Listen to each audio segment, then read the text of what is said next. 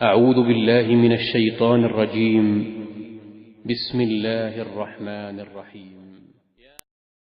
بسم اللہ الرحمن الرحیم۔ السلام علیکم ورحمۃ اللہ وبرکاتہ۔ بات کریں گے آج سسر بہو سے اور داماد اپنی سانس سے نکاح کر سکتا ہے یا نہیں کر سکتا، اس حوالے سے کہ جب بیٹا فوت ہو جائے تو سسر کیا اپنے بیٹے کی بیوی سے نکاح کر سکتا ہے، یا اگر کسی شخص کی بیوی فوت ہو جائے تو وہ اپنی بیوی کی سگی ماں سے نکاح کر سکتا ہے یا نہیں کر سکتا۔ تو یہ مکمل طور پر اس حوالے سے بات کرتے ہیں۔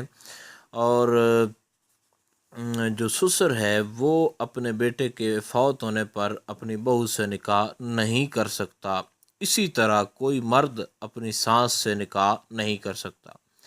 قرآن کریم کے اندر واضح طور پر سورہ نساء کی آیت نمبر 23 کے اندر، جہاں پر امہات نساؤکم کے لفظ ہیں کہ تمہاری عورتوں کی مائیں، ان کی بھی جو ہے وہ حرمت ہے، وہ بھی حرام ہوئیں۔